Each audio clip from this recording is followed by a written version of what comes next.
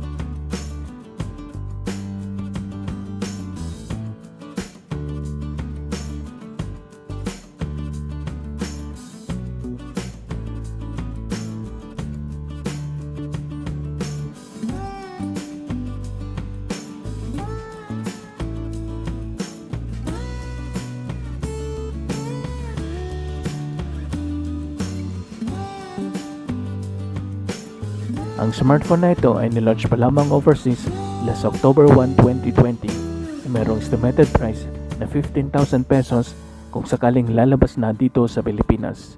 At may mga color options na magic white at matte black.